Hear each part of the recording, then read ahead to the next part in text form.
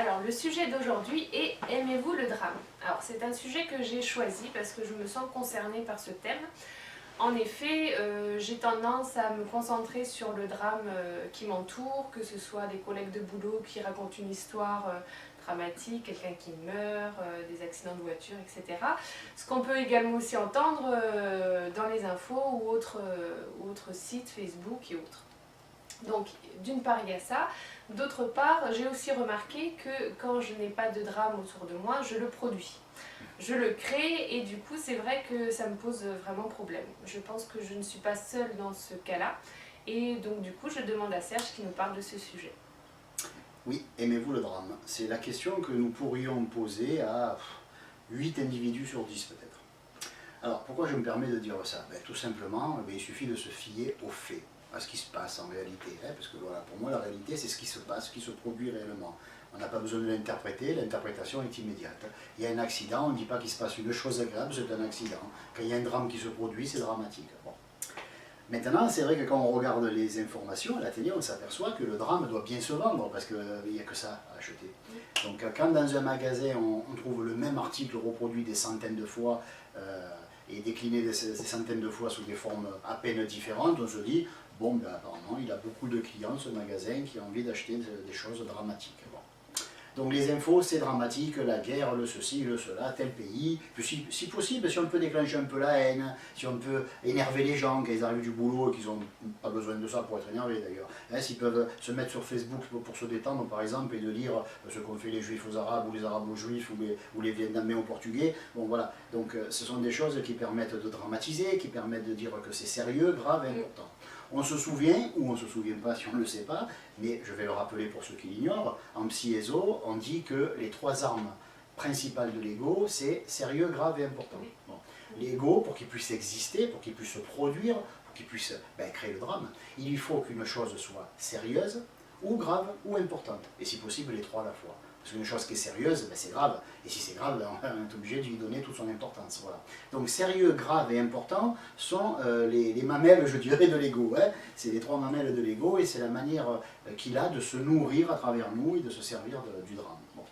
Maintenant, ça n'explique pas qui est du drame, je veux bien, mais ça ne nous explique pas pourquoi on en a besoin et pourquoi certaines personnes, non seulement l'entretiennent quand il existe, mais quand il n'existe pas, elles le créent. Bon.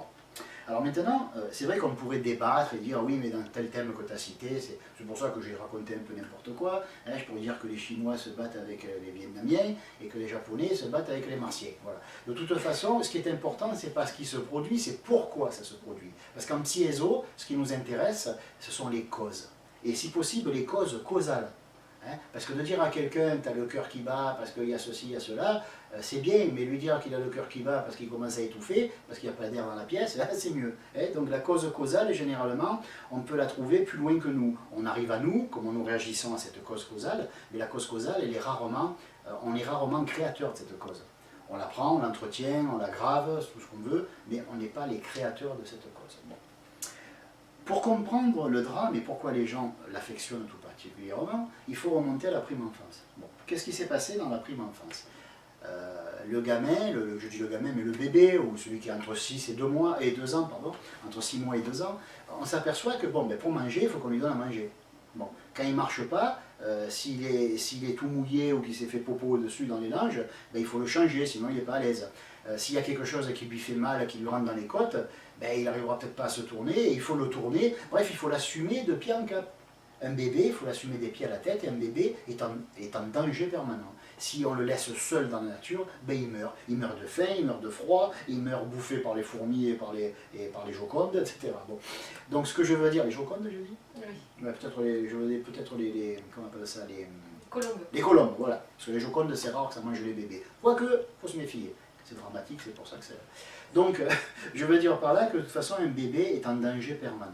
Et c'est vrai que la vie d'un bébé, c'est quelque chose de dramatique, parce qu'on oublie de donner à manger, la mère s'en va, elle le laisse sur la table à langer, le bébé il tourne, parce qu'il regarde les trucs, il est tout content, et boum, il tombe à la table à langer, il est mort. Bon, alors il est blessé, il se casse quelque chose. Et c'est vrai que c'est pour les parents, les bébés, c'est peut-être un plaisir, c'est peut-être une joie, la naissance, tout ça, mais c'est surtout un stress permanent. Si on est quelqu'un d'un petit peu émotif, je dirais qu'on passe sa journée à avoir le cœur qui sort de la poitrine quand on le voit s'accrocher à un truc, quand on le voit qu'il est prêt à tomber de la table, ou qu'il est prêt, voilà. Donc un enfant va se précipiter, il va aller dans le feu et mettre la main, on a juste le temps de le rattraper. Donc on peut considérer que élever un enfant, c'est quelque chose, comment on peut dire, de risqué, c'est quelque chose qui peut stresser, etc. Et on a une vie stressante. Et donc on arrive à dramatiser tout ça, à se dire ma vie est stressante et tout. Bon. Maintenant, j'ai envie de poser la question, ce bébé-là qui est seul au monde, que si on ne s'occupe pas de lui pour mourir, tout ça, il se sent en état d'insécurité. Bon. Une personne qui veut réaliser une chose et qui ne peut pas, il lui manque quoi pour qu'elle le réalise? Je veux soulever un poids de 100 kg et j'y arrive pas, parce que je ne suis pas assez fort. Il me manque de l'énergie, il me manque de la force. C'est pour ça que je ne peux pas le soulever. Donc une personne qui produit le drame, on pourrait dire que tout simplement, je vais arriver à la fin, et après je vais développer, je vais faire l'inverse. Une personne qui produit le drame, et je ne dis pas la personne qui l'entretient, parce qu'il y a le côté attraction morbide. Je ne vais pas rentrer là-dedans, c'est du domaine de la psychologie des écoles ou académiques. Tout ce qui est attraction morbide, tout ça, le plaisir du morbide, je vais le laisser gentiment aux psychologues et aux psychiatres. Moi, je vais m'occuper que de la partie purement énergétique, chose que ne font pas les psychiatres ou les psychologues. Enfin, du moins, ceux des écoles. Parce que maintenant, il y a quand même une sacrée ouverture de pensée parmi les psychologues et les psychiatres. Et il y en a qui, bon, depuis Jung, il y en a quand même qui ont un petit peu élaboré un petit peu leur technique. Bon. Donc, l'être humain est un être comme tout le monde qui a besoin de manger, de respirer, de boire. Pourquoi? Parce qu'il lui faut de l'énergie. Une personne qui s'aperçoit que quand elle est seule, elle n'y arrive pas, qu'elle arrive à rien, qu'elle manque d'énergie, qu'elle manque de force, qu'elle manque de motivation. Et elle s'aperçoit que quand on lui dit « allez, vas-y » et qu'on l'encourage, ah, du coup, elle se sent plus forte. Elle se dit « quand on m'encourage, je me sens plus forte ». Bon, c'est moins ce qu'elle croit. Après, une autre personne va dire « oh là, quand j'arrive le soir, je suis fatigué ». Il y a un homme, hein, il arrive du boulot, il est fatigué, il est maçon, il n'en peut plus, et sa femme arrive, comment tu vas mon chéri, elle lui fait des bises, elle le caresse et tout. Ah, du coup, la fatigue de la journée s'en va. Magie. Mais non, c'est pas magique, il se passe quelque chose. Qu'est-ce qu'elle a fait, cette femme? Parce qu'elle l'a caressée? Non. Ah, elle m'a dit qu'elle m'aimait? Ah, non, il y a autre chose. Mais qu'est-ce qui s'est passé? Pourquoi j'arrive, je suis sur les rotules, et 2 minutes après, presque, j'ai même pas besoin de prendre la douche, je suis déjà en forme. Qu'est-ce qui s'est passé? Ben, il s'est passé que cette personne, ce maçon, cet enfant, cette personne qui n'a pas la force de réaliser quelque chose, qui a besoin d'encouragement, c'est pas d'encouragement, c'est pas de protection qu'elle a besoin, c'est d'énergie. Quand l'être humain veut produire quelque chose et qu'il veut se produire, autrement dit exister, vivre, se manifester, il a besoin de brûler de l'énergie. Or, on sait qu'il y a de l'énergie nerveuse, on sait qu'il y a de l'énergie mentale, on sait qu'il y a de l'énergie électrique, etc. Bon. Mais ce qu'on ne sait pas, c'est qu'il y a de l'énergie vitale et de l'énergie astrale et de l'énergie mentale. Autrement dit, un être humain qui pense trop brûle toute son énergie mentale. À la fin de la journée, il n'en a plus. Donc quelqu'un qui vient et qui lui dit « c'est quoi ton problème ?»« Oh ben tu fais ça, ça, ça, ça, ça. » Ah super, il m'a changé ma vie. Non, il vous a simplement offert la puissance qu'il avait parce que lui, il n'avait pas épuisé son énergie mentale. Une autre personne arrive, elle est démoralisée, elle n'a pas le moral, elle dit « oh là là, j'en peux plus. Je me suis encore fait engueuler par mon patron, tout ça. » La femme arrive, elle lui fait un bisou, elle lui dit « mais tu sais mon chéri, tu dois changer de boulot, ce mec-là il a un problème. Regarde, hier Juliette me disait que sa femme et lui, tout ça, là, je crois qu'il a un problème, il t'a dans le nez, ça n'a rien à voir avec toi, tu es quelqu'un de bien, il ne le voit pas, c'est tout. » Et le mec, du coup, il va bien. Qu'est-ce qu'elle a fait? Elle lui a offert de l'énergie astrale. Bon. Et la personne qui se dit je m'emmerde, je suis dans mon coin, j'ai pas envie de ceci, j'ai pas envie de cela. Quelqu'un arrive en trompe de l'air, comme on dit, hein, un coup de vent, il va allez, je t'emmène avec moi, on va au ciné, on va faire ça, ce soir on va en boîte, je te paye un coup à boire et tout, et la personne d'un coup elle se sent revivre. Qu'est-ce qui s'est passé? Parce que l'autre est excité? Non, il vient de lui offrir de l'énergie vitale. Parce qu'il en est bourré, il a produit à longueur de journée. L'être humain, normalement, est un triple, comment je vais dire, je ne vais pas employer les mots originaux de la psyéso, on va dire que c'est un triple producteur. Allez, on va dire comme ça. L'être humain est un triple producteur. Il produit dans une journée assez d'énergie vitale pour lui et même pour ses proches, pour les aider. Il produit assez, pour les aider à avoir la force d'eux, hein, bon, l'énergie, la force d'eux.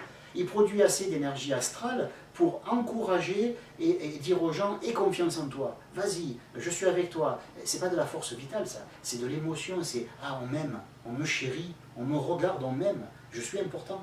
Et là on reçoit de l'énergie astrale. Et après il y a des gens qui disent « oh là là, heureusement que j'ai ma femme ou mon mari parce que à chaque fois qu'il arrive la feuille d'impôt, je suis incapable de la remplir, à chaque fois qu'il faut faire les papiers pour ceci, la sécurité sociale, le ceci, le cela, qu'est-ce qui se passe? La personne manque d'énergie mentale.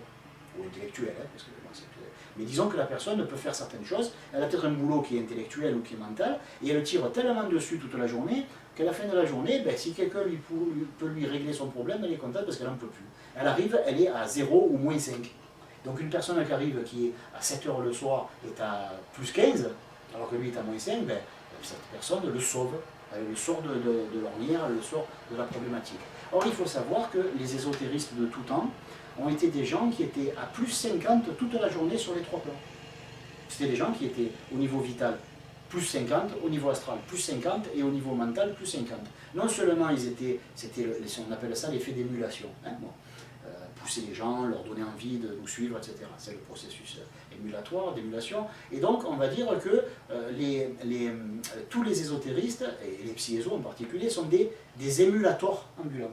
Ouais, voilà, c'est des émulateurs. C'est le nom qu'on emploie. Et bon, comme ça ne dirait rien, je veux dire que ce sont des gens qui sont en surproduction mentale, en surproduction astrale, en surproduction vitale. Et à longueur de journée, ils pourraient sautiller dans tous les sens, ils pourraient encore filer de l'énergie aux autres. Ils pourraient ressentir des émotions, ils ont encore de l'amour et de l'affection et de la patience pour les autres.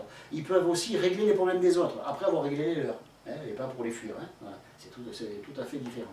Donc on va dire par là que les gens qui sont des gens qui manquent de confiance en eux, qui n'ont pas le sentiment de leur valeur, qui aiment le drame. Qu'est-ce qui fait le drame finalement? Ben, je vais vous le dire ce qui fait le drame. Le drame nous permet d'attirer l'attention d'un maximum de gens sur nous.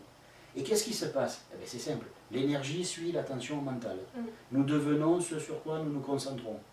Alors déjà, rien que le fait de se concentrer sur nous, d'attirer l'attention sur nous, les gens sont au courant de ce qu'on vit. Ah, ils ne vont pas nous laisser dans la merde. Alors ils nous aident. Comment ils nous aident? Ben, ils nous réconfortent. C'est ceux qui croient. Ils ne nous réconfortent pas, psychologiquement parlant. Ils nous envoient de l'énergie là où nous en manquons. Mentale, astrale, vitale. Hop. Et comme on n'est quand même pas des imbéciles, on sait à qui il faut attirer l'attention. Ou du moins, attirer l'attention de qui. On se dit, par exemple, ben, l'oncle Antoine, lui, il a une pêche. Chaque fois que j'attire l'attention sur moi, je repars, mais si je suis malade, il me guérit. Ah ouais, c'est pas de l'énergie mentale, ah, ni astrale. Et c'est quoi alors? Ben, c'est l'énergie vitale. Ah ok. Et tante Élise, c'est un amour cette femme. Elle me regarde dans ses yeux, je vois que je suis aimé, je vole. Ah, l'énergie astrale ça, je l'ai reconnu. Ah oui, t'as raison. Et truc, là, l'oncle Pierre. Ah, l'oncle Pierre, tu y vas, tu peux y aller à n'importe quel moment de la journée, quel que soit le problème, il te regarde, il sourit, il te dit la solution. Ah, mais c'est de l'énergie mentale. Ouais, sans doute.